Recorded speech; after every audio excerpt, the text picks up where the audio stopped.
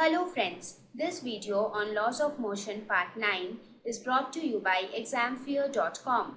No more fear from exam. Please make sure that you have watched all the videos from part 1 to part 8 before going ahead with part 9.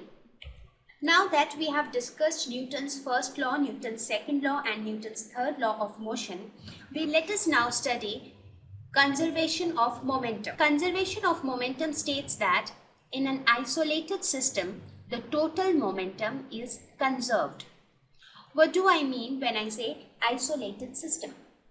Isolated system is something where no external force is acting on the system. That is, the external force acting on the system is equal to 0.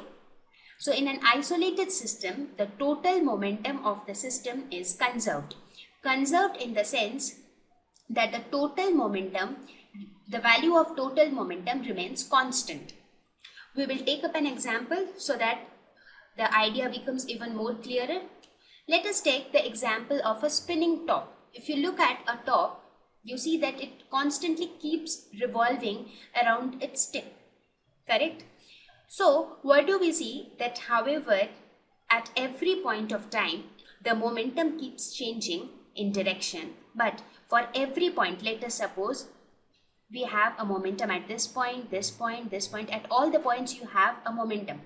But what happens exactly is the momentum acts somewhat like this, but at the same time on the other end you have directions like this.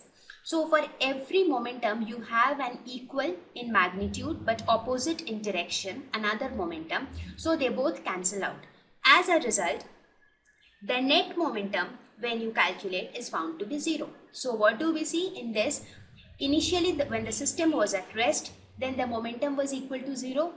Even after it started spinning, the final momentum also, the net value of the final momentum also turns out to be 0. So we see that the initial momentum of the system and the final momentum of the system is equal.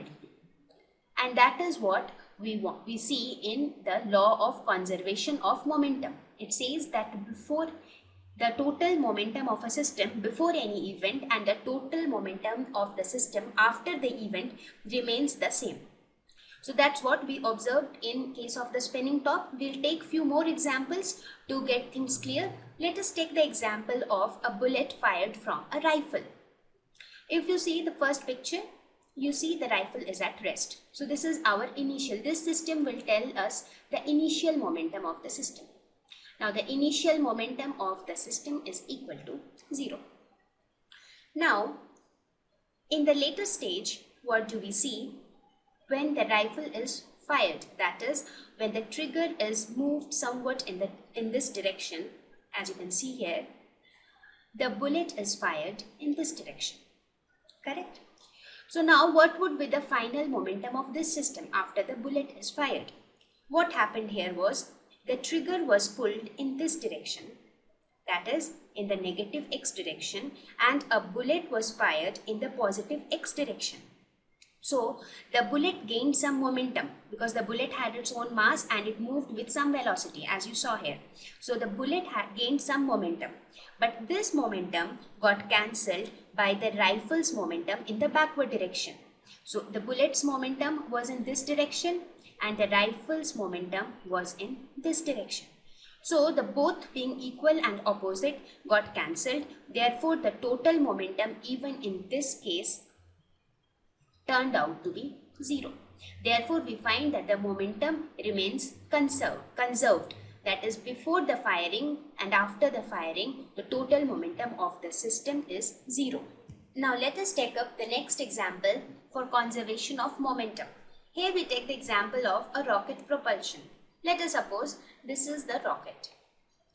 We say initially, now what is this initial time denoting? It is denoting the time when the rocket just starts moving. So let us suppose the mass of the rocket is m. Fine. Now let us suppose the velocity with which the rocket is moving is v. So what would be the initial momentum of the system? It will be mass into velocity, that is mv.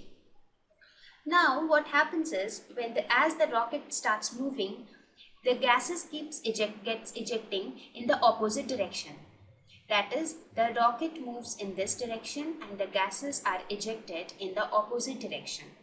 Now, these gases which are ejected in the opposite direction gives a kind of forward push which helps the rocket to move upward because these are ejected in the downward direction. So, when we see the later situation, what happens? The mass of the rocket is now reduced by the mass of this ejected gases. Let us suppose the mass of the ejected gases is denoted by small m. That is, this much mass of the gases are ejected in downward direction. And let us suppose that the velocity of the gases in the downward direction is denoted by, say, v dash. So this is denoted by v dash and this is denoted by mass of the rocket was capital M initially, and now the mass of the gases ejected at small m. So what will happen now? The mass of the rocket will become capital M, which was initially the mass of the rocket, minus small m, because the gases were initially inside the rocket and now they are ejected. So the mass of the rocket is reduced by small m. Now what will be the velocity of the rocket now? The velocity of the rocket would be v, that is the initial velocity of the rocket, plus v dash, because the velocity of the gases are relative to the rocket in the opposite direction. Since both are v and v dash are in opposite direction, so they will add up, that is v plus v dash. So what do we find? The final momentum is equal to mass into velocity. So mass is m minus small m. Velocity is v plus v dash. Now what did we observe? We find that m gets reduced, mass is reduced, but at the same time velocity is increased. So this shows that momentum remains constant. Now initial momentum was mass into velocity. Final momentum was, in the final momentum the mass got reduced but the velocity got increased. So keeping the total value as constant. One quantity was reduced and the other quantity was increased. So the product remained the same. So we find that P final, that is the final momentum, is equal to the initial momentum. And that is how the law of conservation of momentum holds true for a rocket propulsion. I hope it is clear to you. Initially, the mass of the rocket was m, and since the rocket just started moving, the velocity of the rocket was v. So initial momentum was mv. Now, as the rocket kept moving, the gases were ejected in the opposite direction with a velocity relative to the velocity of the rocket. So what happened now? The mass of the rocket was reduced by small m because this is the mass of the gases which are ejected, and the velocity of the rocket increased due to the relative velocity of the gases which are ejected.